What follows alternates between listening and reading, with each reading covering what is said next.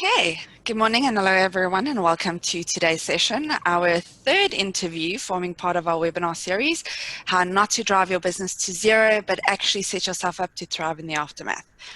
I would like to introduce our host, Daniel Watson, Director at Vertigo IT Services, and our guest today is Dr. Sarah Watson, Senior Clinical Psychologist and Director of Totally Psyched. Before I hand over, just a few important notes again. A recorded version of this webinar will be available on our social media. Should you have any questions, please post them in the chat and we will go through them at the end. And you can get a list of our upcoming interviews and the dates on social media, on our social media pages and our registration page. Okay, so now over to Daniel and Sarah. Lovely. Thank you, Bianca. I'm just going to make you the host of the show so that I don't have to be in control of everything. Good stuff. Okay, so thank you everybody coming along. Now, Dr. Sarah Watson, you may not be aware that we've actually had quite a long relationship. It's been a long formal relationship together. I am, I think, her longest running experiment. I can't say it's been a complete failure, but we've enjoyed our time together, haven't we, darling? Of course, honey. We are married. So that's the secret that you may not be aware of. And she is just in the other room, but this works out better for the whole Zoom thing. And it's best if we keep separated. So now the whole COVID-19 thing, it's going to shape up to be one of the on the scale of civilizational influences in this 21st century, right? We're along the, as big as Ben-Hur, you could say. It will have a huge amount of impact upon society and how we operate.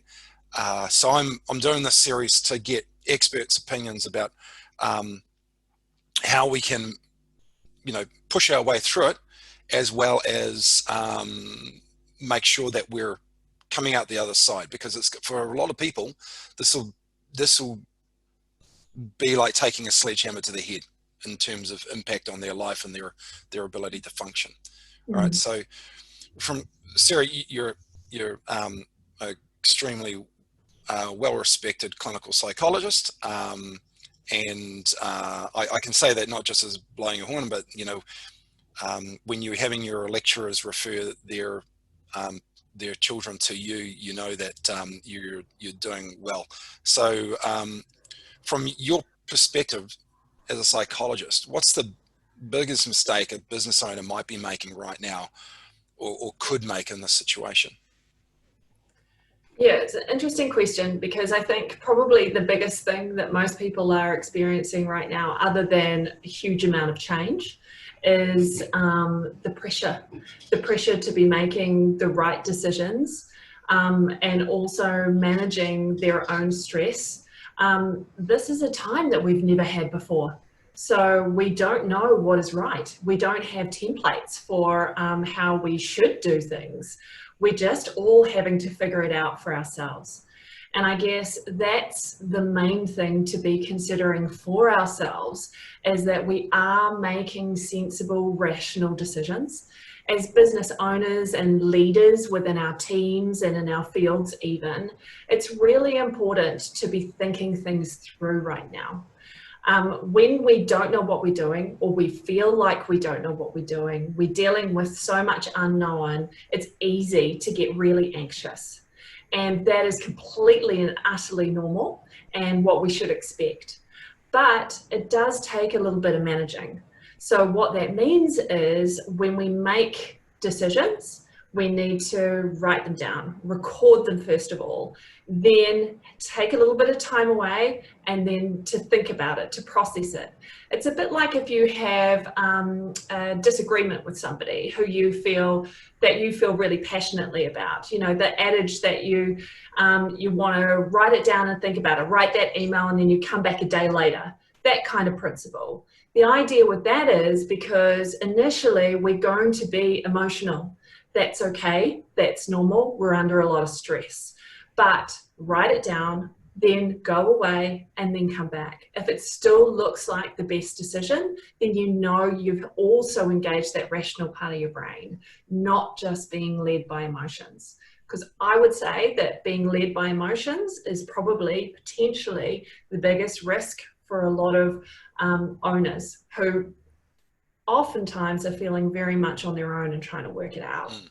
Yeah, and so making a rash emotional decision, that's one aspect of things there, but is there a flip side? I mean, I know from personal experience in the past, when things have got tough, there's another direction people take, right? Which is no action. Yes, you're absolutely right, because when we come under stress, it's that fight or flight response that we can have.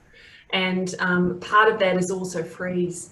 So some people can come out of this fighting, some people and could get very defensive and angry. Fighting's not always a good thing. Sometimes it can be a negative thing. Also, they can shut down, so become quite inactive. And I guess also there's a lot to distract. You know, everybody's in lockdown, they've potentially got families, spouses, other things that are going on that can draw their attention away from what their business, you know, decisions and things that perhaps need to also be addressed. So it's important to, yes, definitely use that rational part of your brain, but also to start planning. And I guess that's part of the future part that we need to also be concentrating on. Okay, so do you have any advice for somebody who is a master procrastinator? Like, Yeah. it's why do today what you can put off till tomorrow? Yeah. The best thing to do for a master procrastinator is make self-imposed deadlines.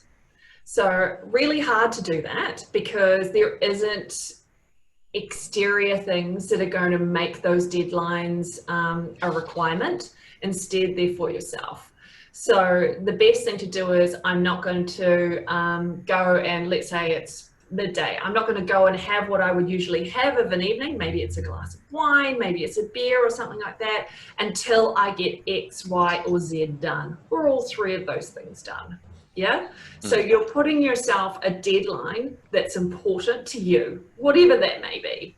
It may be, I'm not going to go out for the run. I'm not going to watch that Netflix program. Whatever it is you want to do, you put that in I won't watch that, do that, see that, be with that person until, yeah? Because procrastination is a lack of motivation at the end of the day. It's where motivation isn't really happening in the now. So you've got to put something in the now that's going to help that, to enable that to happen. And usually it has to be something that feels like a much better option. Yeah, yeah. I mean, the way I've been trying to present it to my team is that, you know, whatever you can do now, you're doing as a favor for future you. You know, Yeah. if that means spending a bit of extra time doing some documentation now, it'll make life easier for tomorrow.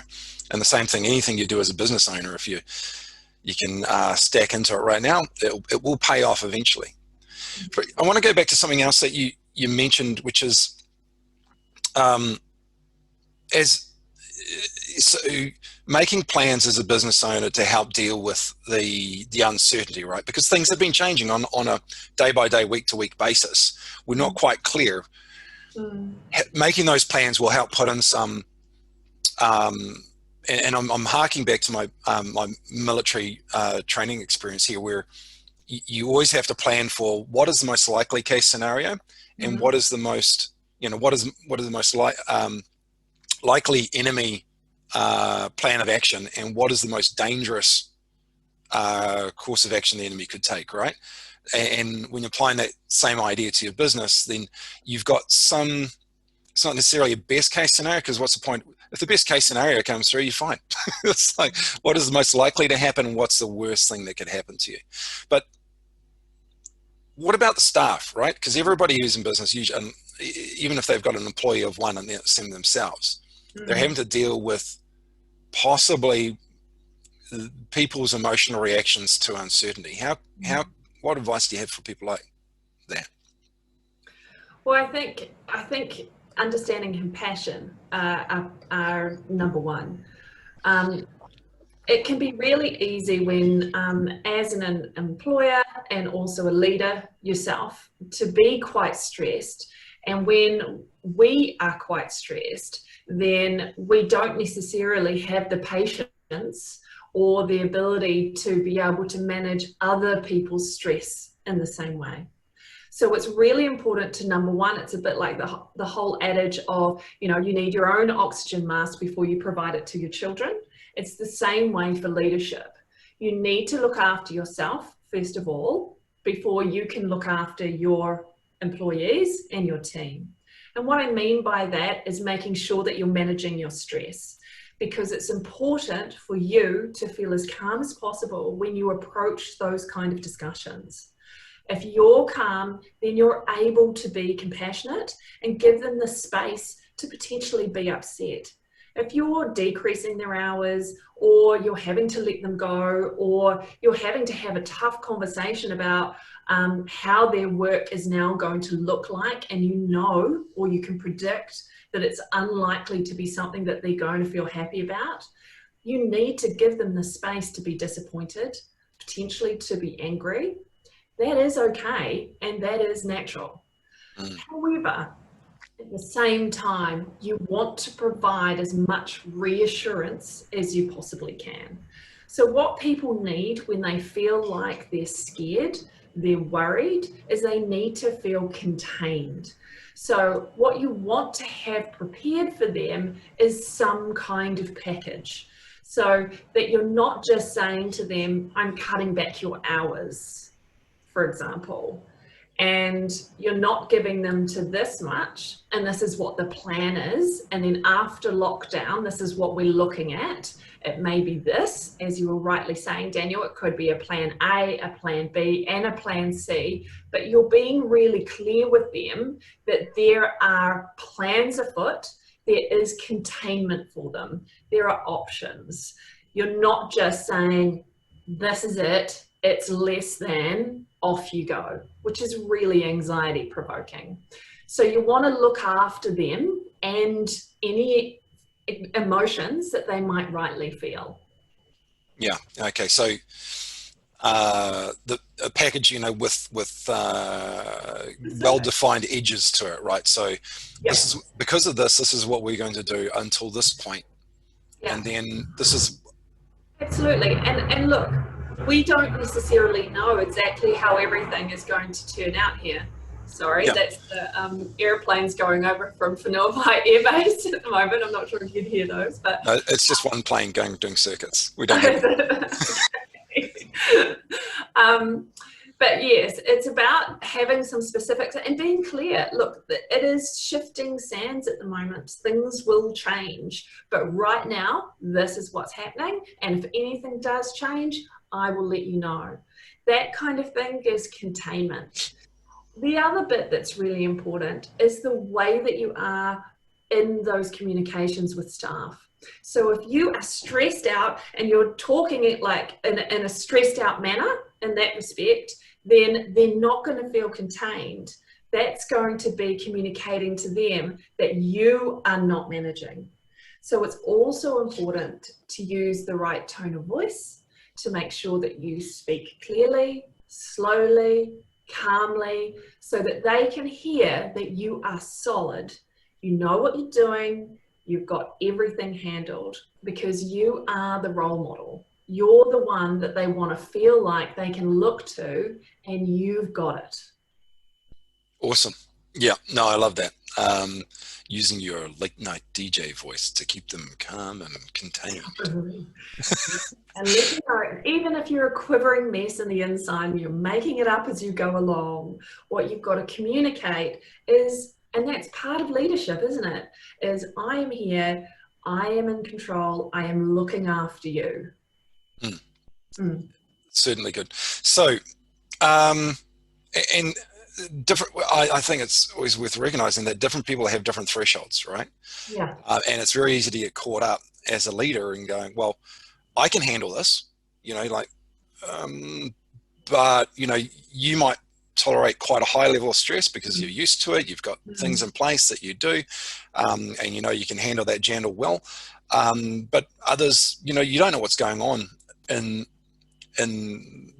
going on behind the scenes that they haven't told you about. So it's that compassion side of things is really useful, because I'm hearing stories from our clients where you know, they're having to put in special arrangements to help out this person or that person who just, you know, they're actually really filled with fear and anxiety about going outside right now. Have you come across any situations like that? I don't know if you have any Yeah, specific look, advice. I would say that from our clinical practice at the moment, so I've got a team of psychologists and psychiatrists. I would say that anxiety is the thing that we are seeing the most increase in, understandably. And a lot of that is not only about what we would call contamination concerns, but it's also just about the uncertainty. Because the thing is, with anxiety, the ultimately fearful thing is the unknown. We don't like it when we don't know what's going to happen. It feels scary. We like predictability. We like to understand. That's why at the moment the government is doing, I think, an excellent job at making sure that there is information available all the time. And that actually, incidentally, is what our employees and teams need too, is they need information. They need to feel like you've still got this handled, you're in communication with them. In a way, we need as business owners and leaders is to do the same thing as our country's leaders are doing for us as a nation at the moment. We need to check in with everybody. We need to make sure that they know that we're still here, because we maybe most likely are in completely different homes and houses, and we're not having that face-to-face and physical contact that we're used to. So it's important to do check-in calls, even the ones that you don't really see very often, just to make sure that everything's still okay. Is there anything that they need? And with that, that may not be a need that you can fulfill, but it may be a need that you can help them access the right people who can. So it's not necessarily about, as an employer or leader, having to do everything for somebody else, but even just them knowing that you are there can be really containing again. Now, there's that's some of more of the light and fluffy stuff, which is wonderful, but some business owners are also having to deal with some of the more serious aspects, such as, you know, they've got staff, they can't afford to keep them on even at 80% full-time equivalent. But they're struggling with the guilt of actually, you know, how to approach that whole thing. Yeah. Right. Yeah. And the thing is, that's really hard, really difficult. And I don't think that anybody would, you know, think otherwise. And it's two processes, isn't it? Because as an employer, it's trying to manage those emotions yourself. And part of that guilt, I imagine, is also that feeling of helplessness. You know, we're in a situation that isn't, that is out of our control. It's not because of anybody's specific, you know, lack of business acumen or anything like that. So it's difficult because of that feeling of helplessness. And the most important thing to do then is to remind ourselves that this is not a situation of our doing. And also when we're explaining it to an employee that, you know, we've had to make this really tough decision, it's again around how that communication is done and the containment that you're able to provide. So with that, it's explaining to them just how difficult it honestly was to come to this decision and the regret that you have with having to make it, and that you wish you didn't, but that actually, you know, I assume that if anybody is in that position, they have no other alternative, and that they've already explored all those alternatives. And you know what? It's important for people to hear that. It's important. What people want to know is they understand and usually will forgive if they know that you've really cared for them during the process and you've tried everything you can to be able to support them as much as you can.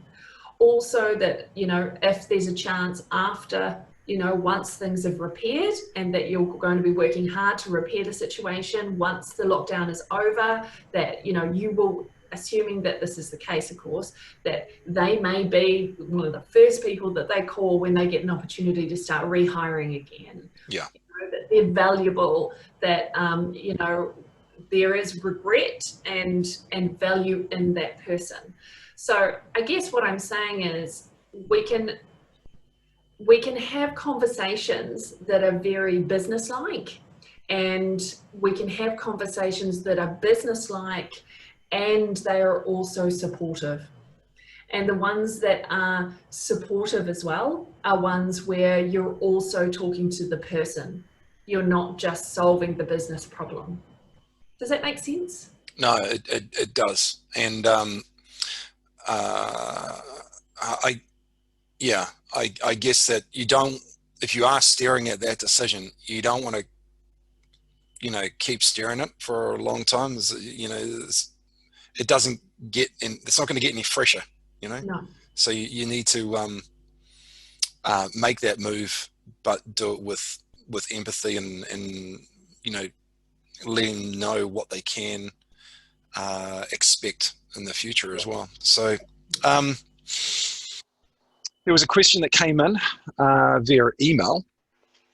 We'll get into that. So how do we stay mentally healthy now while we're still in lockdown and affected by COVID-19? I think, you know, we've had some really great messages on that front from the government in terms of making sure that you have, you know, you engage in exercise every day, that you stay connected with the people that you're in your home with, or connected with people via social media. So all of those things definitely apply. I think the other thing in terms of a business sense is to go further from those kind of our family and social bubbles to also extend to our business bubbles. And what I mean by that is get in contact with colleagues, get in contact with other business owners who you are friends with or who you know. This is a time when a lot of people can feel really isolated and on their own, but also under pressure, a lot of pressure to make some big decisions, and in a space where we're working it out as we go along. So number one, really important to reconnect or connect more with colleagues that you respect, so you can have some of that banter and discussion with around what they're doing, what you're doing, and you can get some of that collegial support. Number two, make sure you are spending good quality time with the people in your bubble, your personal bubble, that you're disengaged from work. It's really easy when you're working from home, and anybody who works from home usually will know this anyway, but to really blur those boundaries in terms of home and work. So it's really important to make sure that you have an end of day, you have a beginning of day, and that you respect those, and that you tune in to your family or your loved ones, or whether that be in the home, in your bubble, or through social media.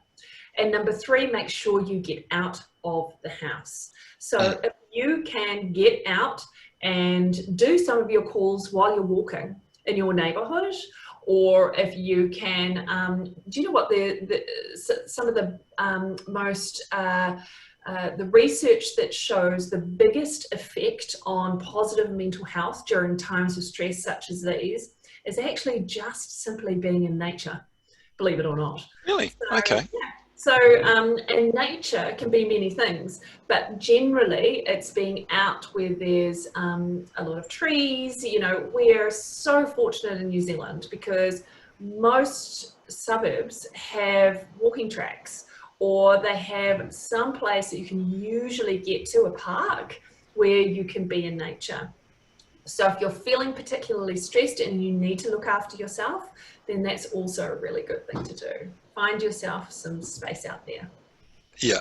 So I've one of my employees actually did, I was speaking to him this morning and he was like, how was your weekend? And he was like, oh, yeah. Oh, where's that? He's the people that he's living with, because he's boarding with somebody.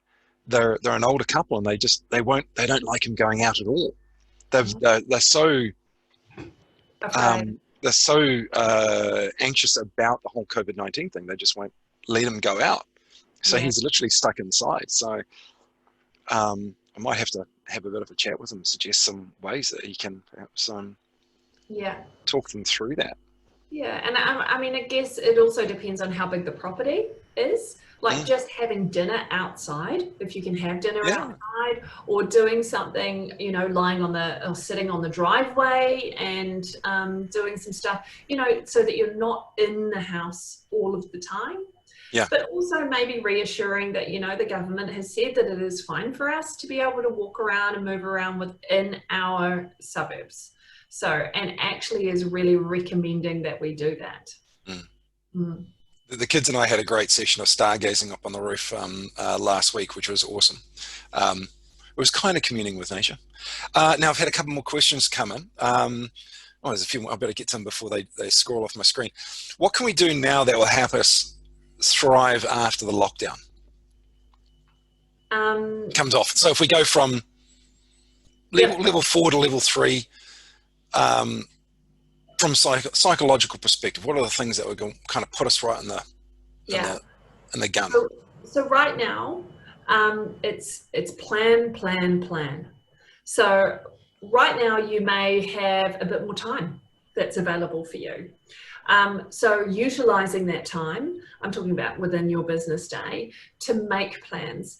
Think outside the square, more to what you were saying earlier, Daniel, in terms of having that kind of, you know, the offense and the defense in terms of planning. If we use an American football analogy rather than an army one. So having ones that are kind of looking at, you know, what in terms of being able to attack during once the lockdown comes off, but then also should you get difficulties, how are you going to mitigate those? So it's kind of looking at different plans so that you have a set of, and you feel as though you are somewhat prepared. What's difficult is we come to level 3 because it's likely to cycle probably to level 3. It may cycle back up to level 4 and level 3. We may do a little dance for a little while. Part of that is going to be, okay, we're in level 3. I can do this now. This is what, and you've already done that pre-thinking. What happens with that pre-thinking on a psychological level is that is emotional preparation. So as human beings, we feel a lot more contained if we can have an idea about what we're doing. It doesn't even have to be a great idea. It doesn't even have to be an effective idea, but we feel contained because we've got one, right? Yep. Then as we approach it, we're going to probably modify those plans because, as we know, it's a shifting field at the moment. Awesome. Hey, there's another great question from Daniel Silva. Any tips on how to go about going back to 1 or 2 glasses of wine in the evening? I'm assuming from 1 or 2 bottles. Yeah. Very good question. I think with that, it's all about making sure that you're looking after your health, isn't it? And also it comes down to routines actually a lot of the time, just taking it a bit more seriously. I imagine it was probably meant as a bit of a jovial laugh, but what can happen when we are, I think, in lockdown is it can feel reminiscent of being on holiday. A bit like your staycation. And what do we do on holiday? We eat lots, we drink lots, we kind of let ourselves go, and we don't have the same kind of routines as we do when we're in business mode or kind of life, school, all of that kind of mode. So part of it is kind of drawing a line for yourself and going, okay, and that might be from this week, for example, because, you know, in terms of the functioning of our nation, the schools are going back. They're not obviously face-to-face, they're online, but, you know, we're post the Easter time. So we know that having appropriate coping strategies are going to help us much more into the future than having inappropriate ones. So if we can peel back and reassert those boundaries that we had before, or create new ones so that we have some new routines, like going out for a walk maybe later on rather than having that next glass of wine. Yeah, yeah. I'm personally, with my attitude for years ago, I changed on holidays to I can do the sitting around a pool on a hot beach, drinking cocktails for about 2 days before I decide that's enough. Because the way I see it is, it's an opportunity to go away and spend time making yourself better than you were before. You know, it's an opportunity to actually go and do more exercise, or eat more great food and then exercise.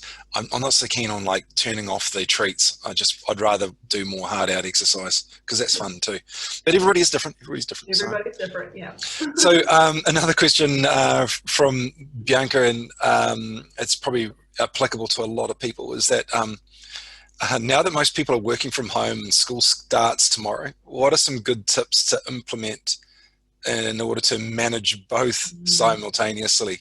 Because, you know, having kids banging around the house when you're trying to work, doing virtual meetings, etc., can be a little bit of a hassle.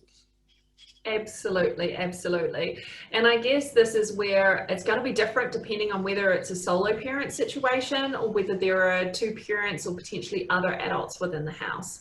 So the more adults there are within the house, the more I would say you need to have somewhat of a schedule each day so that you can share that load. I know quite a few families who have done this quite successfully, so that they will have particular times of the day when one is supervising the children, and then at other times of the day, the other one is supervising the children. How that works to the advantage of each is that there are going to be some tasks, business-related tasks, that you really can't be interrupted for and you need to concentrate on. So you have those and you complete those during the time when you're not responsible for supervising the children. Now, this obviously can be really difficult if you're in a solo parent situation where you don't have more than one adult who's there to potentially supervise one or more children. So in those circumstances, you've just got to go with what's practical. So what I mean by that is setting up kids so that they have stuff to be able to entertain them. So you set them up ahead of time. So that means also perhaps holding back on some of the things that they might otherwise like to do, like to watch, for example, and saving them for times when you're really going to need them to be able to be more entertained and engaged with that, so that you get some support otherwise. Another thing is also being able to use older siblings and ask them to watch out for younger ones. So it's kind of like, you know, in a way it's that old-fashioned kind of, well, it's old-fashioned now, scenario where you have a family looking after a family within it, rather than having it look after from external sources. That's very good. There's no, I had a question, but it's gone. I know with I mean, our kids are teenagers now, so they're ridiculously easy to look after. In fact, you just kind of free range them. But for younger families, looking after those little ones, you're probably just going to have a case of that you are going to get interrupted. There's no point getting wound up about it. You know, you just have to readjust your stress levels on those points. Now I recall, this is probably, we've talked about the kind of ordinary stuff that people can do, but it's probably worth mentioning, like, what are some red lines? Like, if you're hard up against the wire for whatever reason, you know, you from a mental health perspective, or your employees are there any kind of red lines that you should be saying, right, okay, if I see this, then I need to either get help for myself or for those people? And who do you turn to in those situations? Yeah. I mean, I assume that you're probably referring to on the mental health side of things. Yeah. Yeah. I think, well, there's two sides to that, isn't there, that question? In terms of yourself, I think if you are finding yourself really starting to rely on unhelpful coping strategies, like, for example, that you really are drinking in order to manage your stress, and you're doing that on a consistent basis, then it would be worth talking to somebody about that, and getting some support. So there are, at the moment, most the places that have free services are the phone lines that are being set up through the mental health crisis lines. And those are available at the government COVID-19 website. There's also community alcohol and drug services. So if you find that that is the case, then it's good to get in contact with them. They're all completely confidential. And even if it's just to find out, or just to talk it over with somebody that you have, is no one that you know. So they can just provide you support without judgment. So there's that. And then there's also, if you find yourself getting really angry a lot of the time, feeling constantly irritable, stressed, then you probably need to give yourself a day off or some time off so that you can de-stress, get out of the house, just give yourself some alternate things to do so that you can spend some time away from worrying about the business. Now, that can be really hard if you're in the middle of trying to manage a really difficult situation.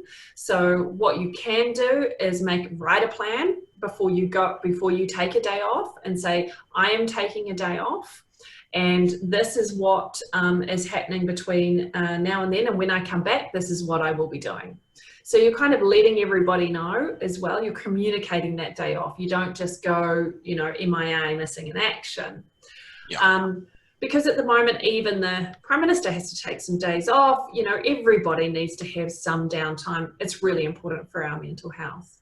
In terms of your employees, if you notice that, somebody is sleeping all the time, or they are, and they seem quite low and amotivated, perhaps they've been a little bit low beforehand, but now they seem extremely low, then it's important to let them know that you're worried about them, and that ask them if there's anything that you can do to help, that you would really love it if they could call their GP or they could call the helpline.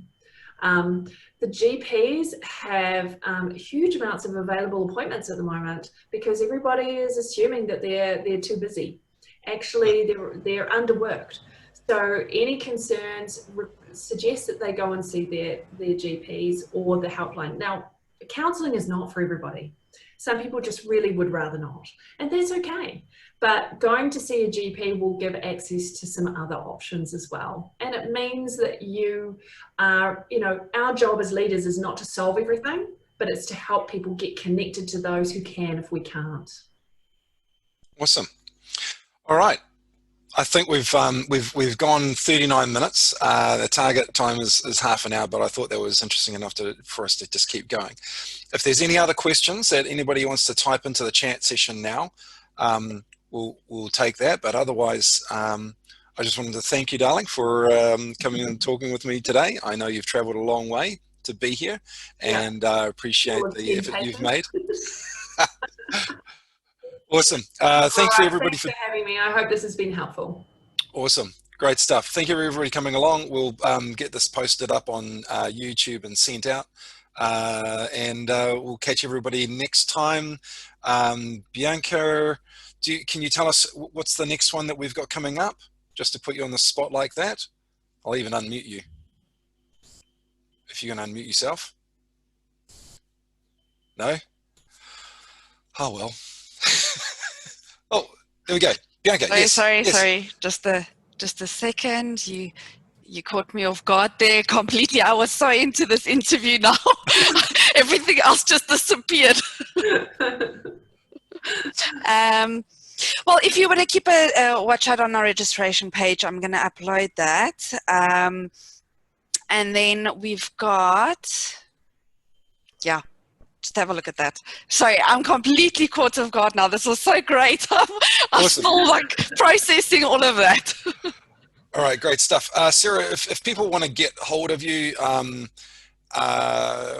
I didn't mention is that, Zoe's pointing out that it's her on Thursday at 11 a.m. Zoe is a marketer from Harper Digital, and I think we've got some great cool stuff on marketing there. But Sarah, if anybody's like, you're a child and adolescent clinical psychologist, right? So you deal with, you say, what are you doing? Well, who I you do? specialise in working with children and adolescents and their families, but also have a background in working with adults as well. But if anybody needs to contact us, we do all of our appointments at the moment virtually. So as I said, we've got psychiatrists and child and adolescent psychiatrists and psychologists on board. So you just need to contact us through our website, which is www.psyched.org.nz, and you can send emails through there and just contact us or make a referral. And we would be, we're actually got a really quick turnaround at the moment because, like the GPs, I think everybody thinks that we're all really busy. So do contact us if you need some support. Awesome. Okay, and then our next interview is tomorrow. Jagdish Pabu, advisory partner and corporate finance partner at BDO. So that's our next interviews tomorrow. Yeah, Jagdish is awesome. I know from BNI Group, and the way he analyzes businesses with respect to their accounts and is awesome. I really enjoy talking with him. Okay, thank you very much, everybody. We'll call the quits there. Take care and look after each other. Okay. Cheers. Bye.